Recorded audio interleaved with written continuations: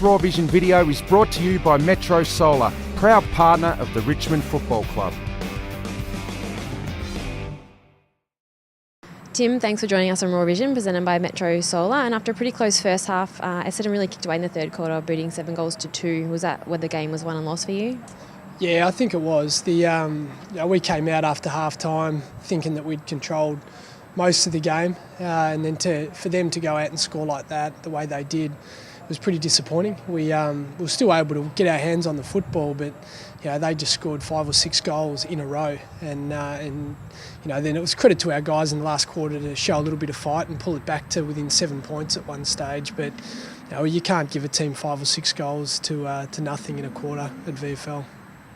Dan Jackson, his first game back for a few weeks. How did he go?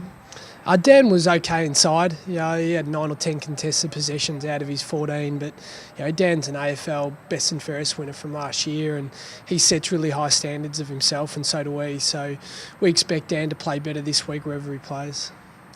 And Sam Lloyd, was pretty handy on the weekend with a couple of goals and laying a few tackles. How was his game? Yeah, Sammy continues to play good football offensively.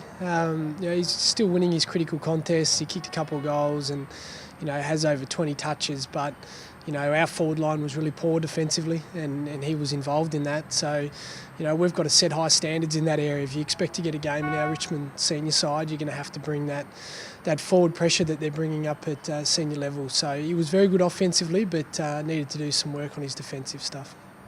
And what about defender Matty D? He seemed to get a lot of possessions. How was his game, and is he sort of looking like he might get a senior game? Yeah, Matty's focus going into the game was to be a little bit more offensive, play a little bit higher up the ground, and last couple of weeks at VFL he's been caught playing on deeper opponents, so he had a focus to get up the ground, and he did that, and he helped set us up a lot. Given their backs run to the pump in the third quarter, all the boys tried to hold pretty strong, but Matt played a capable game, and hopefully he's pushing for senior selection.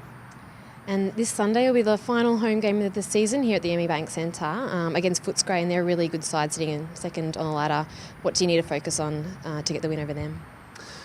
It's difficult when you look at the Bulldogs and the way that they've been playing. They're super aggressive inside. They win a lot of contested footy, and they're very quick on the outside. So it's hard to find where their weakness is, but we think we match up well against them. We got beaten very badly by them in round 1, but we had a few players out and we couldn't match up on them. So I think we'll match up okay on their key forwards. We've got some good players to come back this week that can give us a bit of grunt inside. So hopefully it's a physical contest early, and if we can do that, shut down some of their runners, it'll go a long way to winning the game. Good luck in your last game. Thanks, James.